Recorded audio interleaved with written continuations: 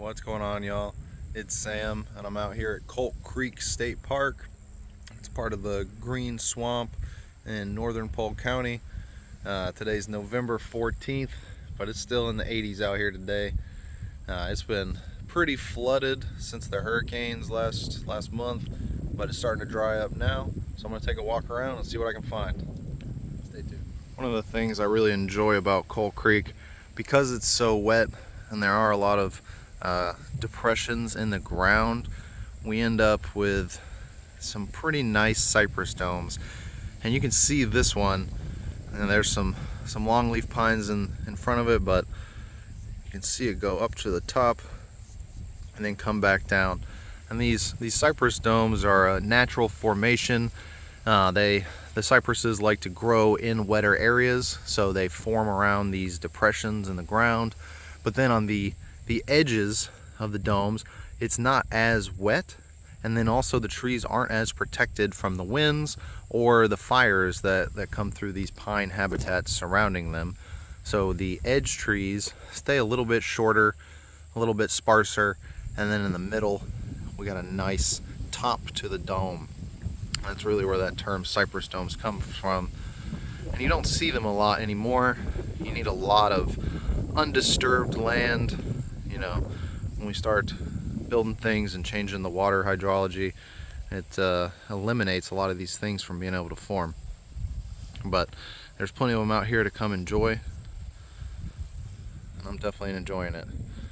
Walking past all these saw palmettos, there's a lot of stuff growing out here. You know, the park rangers do their best to maintain the trails, but really they're working on limited funds and a limited staff, so it's hard to get out here and get all these invasives out. You can see the Caesar weed. Obviously the grasses are a problem. I think that's Kogan grass, but it's still a wonderful park, and all the rangers are extremely kind. Now if we look closely here, we can see signs of the fires that are indicative to these pine flatwood areas. The fires will come through here, burn all the understory, but the pines themselves, even though they do get charred, they're still thriving up there in the canopy. And these plants are adapted to withstand the small fires, and then that gives their seedlings free space to germinate once the understory is cleared. Now, since this is a state park, they do have controlled, prescribed burns out here.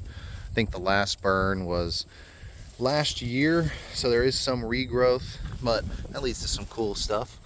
We got native partridge pea growing right up here. I'm actually walking back here. Wow.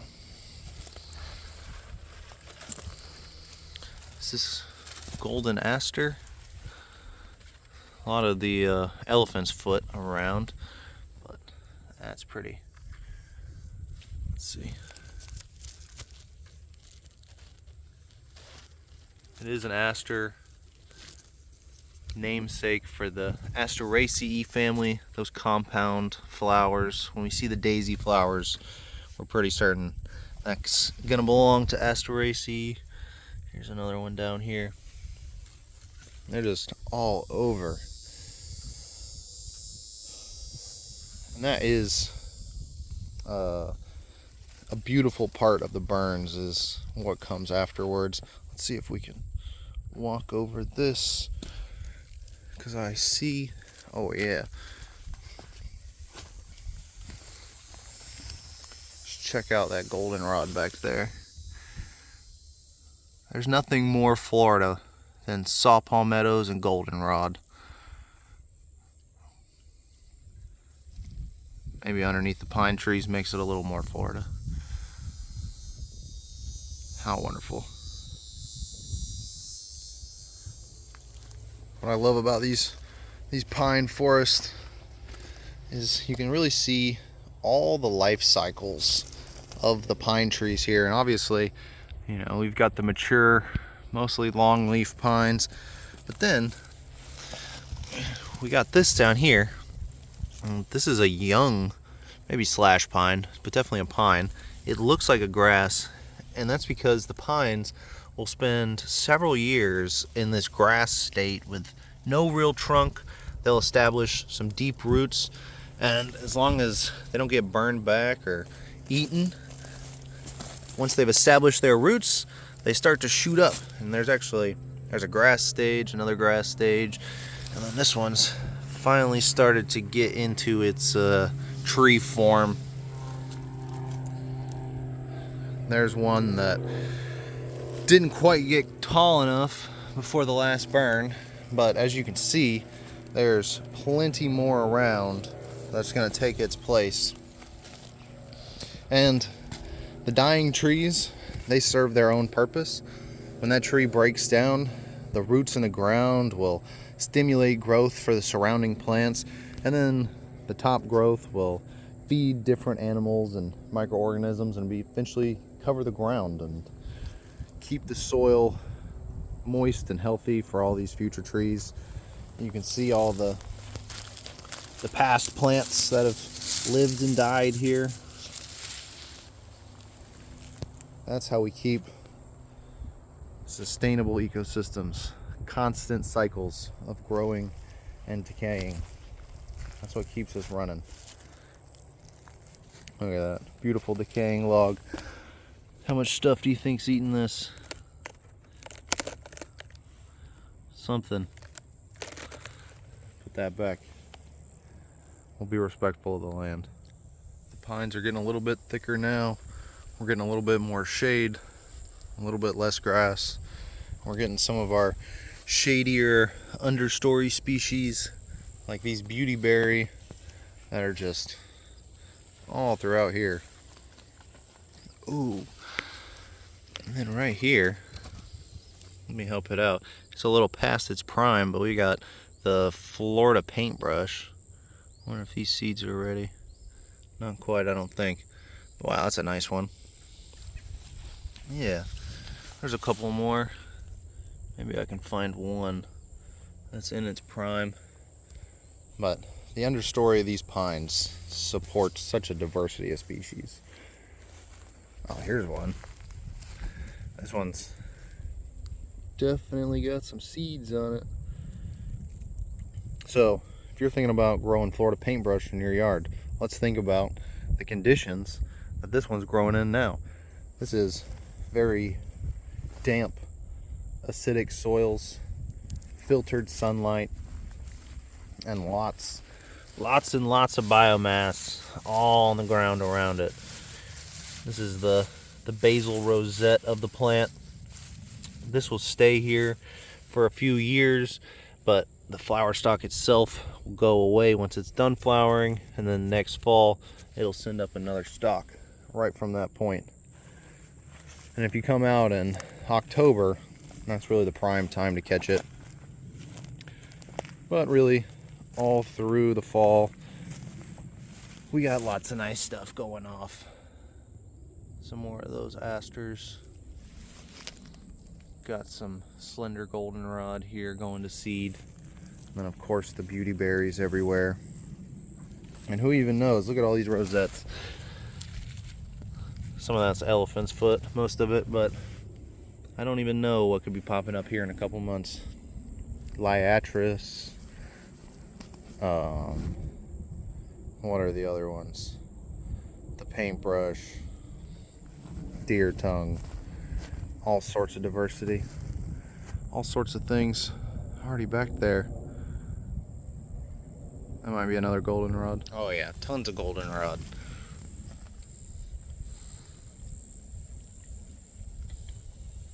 A little bit of yellow. Now we just need a little bit of purple and we can complete the Florida wildflower color chart. Let's see what we can find. Still a lot more yellow out there.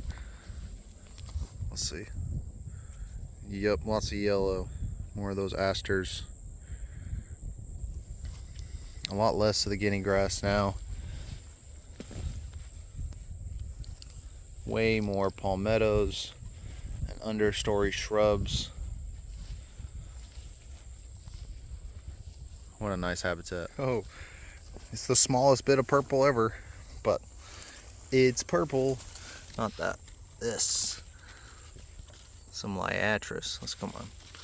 Let's get those focused up. Oh yeah.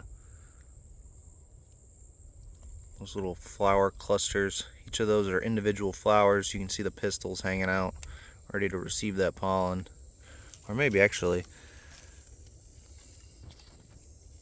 that may be the anthers. Somebody let me know. Who's my botanist in the channel?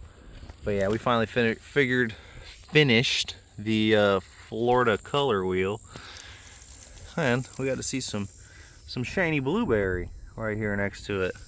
More shrubby undergrowth forming under these pines. Come on, camera, focus for me. Lots of wildflowers coming after the recent burns. And this area will continue to grow up. In between the burns, you will get some shrubbier species that get some height to them. Maybe it'll be 4 or 5 feet here in the understory before the next burn comes through. Oh my goodness. These don't look like much. But they're gorgeous. Rayless sunflowers. It's hard to really get the color, but there's almost a reddish purple hue to them, and they don't get petals.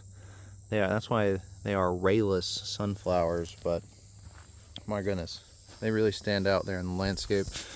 Then we got more of this. This might be... Is this different? Who's gonna follow me along on hikes and help me ID the plant families?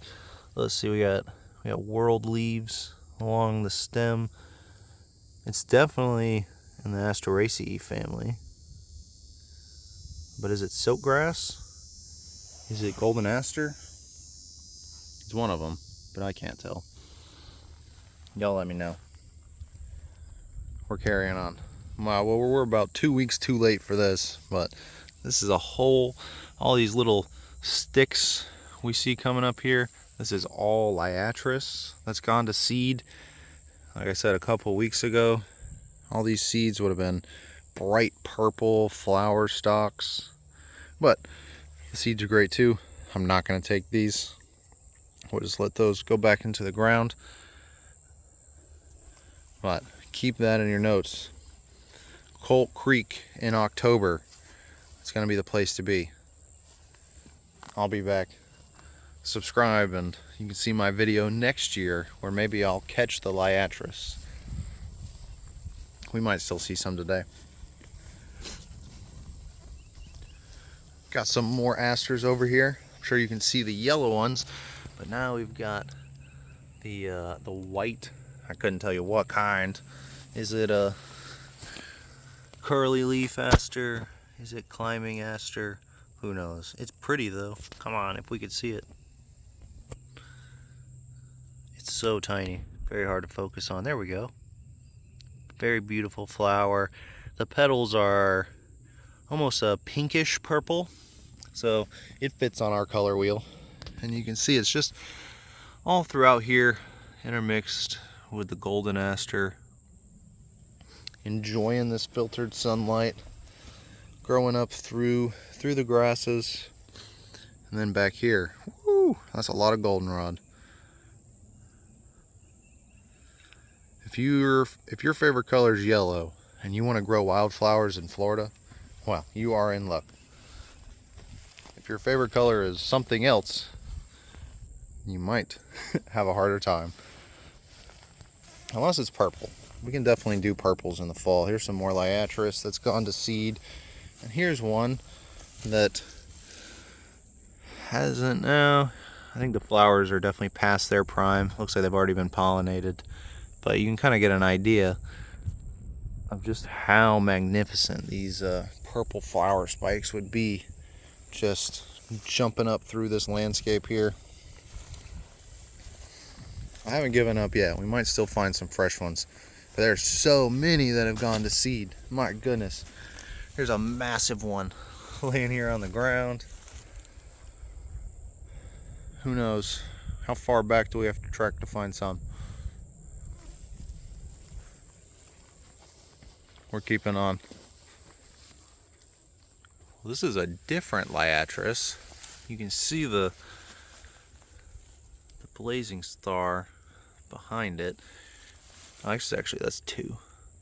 Still though, maybe this is Liatris densa. It's another native species to here. You can see very hairy stems. Is that an adaptation? It's not really dry out here, so they don't need to retain a lot of moisture. Maybe it's an adaptation to prevent herbivory. But these flowers, you can see they do a great job at attracting the pollinators. They just stand right up among the undergrowth, wave their flags. The bees, the flies, the gnats, whatever gets in those tiny flowers, they come straight to them. And this one stuck around long enough for us to enjoy it. There's actually, oh wow, I don't know if I'll be able to get it on camera. There's a whole little cluster of them back there. Nice little purple field. You can see them. And then there's another one right up here. So you got yellow and purple in the same shot. And a palmetto and a pine tree. What is this, Florida? All along the ground here we can see the longleaf pine cones, and you can tell by the size that this is from a longleaf pine. And if we look up there, the shapes of the longleaf versus the slash pine are a bit different. It's really hard to show any examples here from the ground, but the slash pines will have more branching and they'll have smaller pine cones, whereas the longleaf pines really just have a split at the top. That's a great example of a longleaf split at the top. And then they'll drop these massive pine cones, and of course their pine needles are quite long, up to 12 inches or more. But that's pretty hard to measure when you're down here on the ground. But if you see those pine cones, you know you're in the right place. And we're on the other side of that cypress dome now, so you can see the ridge come up behind the pines and go back down. That means this area here is a little bit higher, and then it really dips down, and that might be why we're seeing more of the liatris towards that direction. But I'm not going to be hiking in there today. Saw palmettos in the fall. They're like tick magnets, so I'm going to stay on the trail. And actually, there's something behind this stump. What is this? It's like something was going on here. Maybe they sprayed, but if they sprayed, they missed this. Thankfully. What are you? What are you? These slender leaves? Oh, it's narrow-leaf sunflower. How nice. You got any friends around here? You do have friends around here. Say these are all past their prime as well. They've probably already been pollinated. But if you look on my Instagram, I actually have a lovely picture of them from one of my steward's yards, and it's in full prime. So if you want to enjoy the narrow-leaf sunflower, go check out my Instagram. But if you want to enjoy some more blazing or dense liatris, just keep watching this video, because there's some more right there inside that saw palmetto. And there's even some right here on the trail for us. We didn't even have to wait till next October. We just had to keep walking. Remember, y'all, miracles come to those who don't give up. Just keep going, and you'll find your liatris. Well, look at this. Looks like I'll save y'all a trip to Instagram too. Let's be cautious as we walk through here. We don't want to step on anything. Nice. Some more narrow-leaf sunflower. I'm going to start you off with this one, but then we got a real banger. What is that, a perfect flower? Oop, you don't want to see my fingers. Look at that.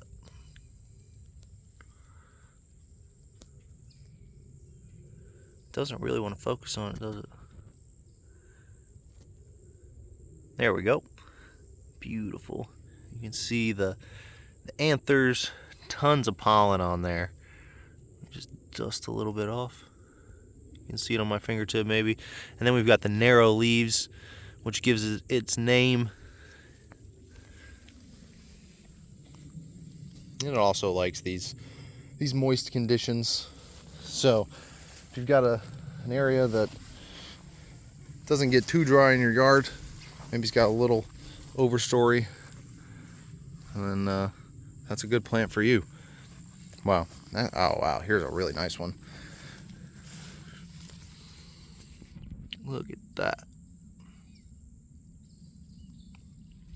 And I'm not sure what this is actually. What a unique flower. It almost looks like it's in the mint family based off those flowers.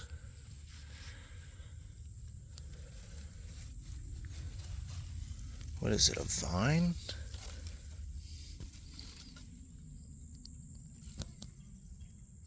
How intriguing. There's another one sticking out right here. Somebody tell me what this is. Here, I'll give you an up close of the leaves. Those are the old flower heads. And then new flower clusters. And we saw the flowers a second ago, so I'm not going to focus on that. Let me know. Right around the corner here, we can see how wet it really is, though. You can see this low spot. You can't tell, but it was probably full of water yesterday. We got more of this. This might be... No, it's not the rayless sunflower. I don't know, guys. I can't know them all, that's for sure. Oh, but look at this. And we're transitioning from the pines into the pond cypress. Wow, what's even growing out there? What's living out there? What are these? What are you? I don't think I've seen these before. Some kind of button sedge, potentially given a name. It looks, what a flower. If you've ever grown spilanthes, this really looks like a white spilanthes flower, which you may never be able to see. There we go. The spilanthes buzz button. Definitely not what this is. I'm not going to eat it, but it's very cool. Just like little white marshmallows that my camera does not like to see. There we go. A swirled pattern, that's so cool. All kinds of things you'll find growing in the marsh. Let's not neglect our wetland habitats. Oh wow. I don't know what this is either, but I know this flower morphology is indicative to some species. I don't think it's a mint. Come on, focus on it. They're so unique though. There we go. 3-lobed, so there's 5 petals. The bottom 3 petals are fused. And then there's a little pistil in there.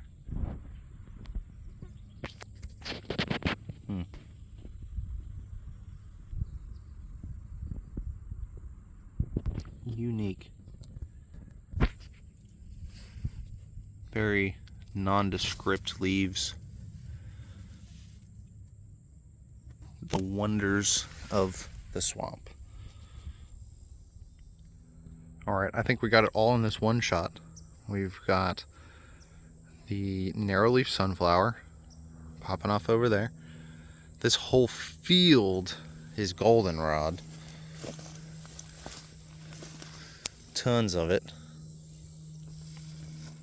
That was a banger when it was going off. And then we've also got our liatris friend. All of the main wildflowers we've taken account of today decided to be here and join us for the near end of our walk. But how nice would it be if we just turned our yards into something like this? You know, there's a lot of people with pines somewhere in their yard, maybe a good stand of pines. And imagine if we just filled the understory with goldenrods, gallberries, liatris, blueberries, kept a short understory.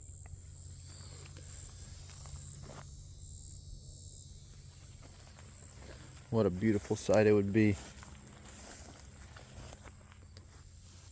Got the gallberry here in front of us. No flowers or fruit on it right now, but still really attractive foliage. A great plant to incorporate into your yard. You can see we're a little bit more sunlight now, but still under here in the pines, and with a little bit more sun, the narrowleaf sunflower is just rocking it over here. There's a nice clump. You can see all back here, and then coming up. Wow. Oh yeah, there's even more further down the trail.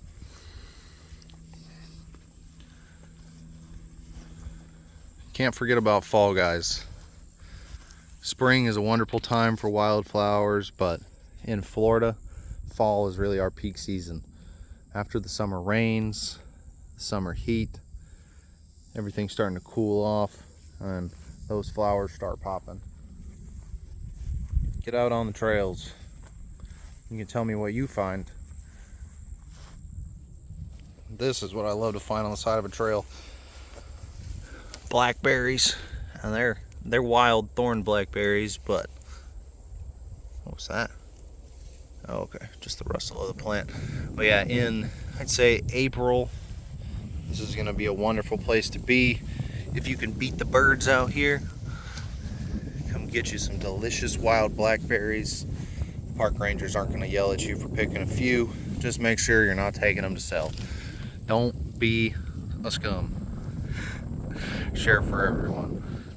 One of my favorite plants to see, just for the foliage. I love how unique the foliage is here on the rusty Lionia. You can see those hairy, they're not really hairs, it's just kind of resinous leaves, but they're not sticky.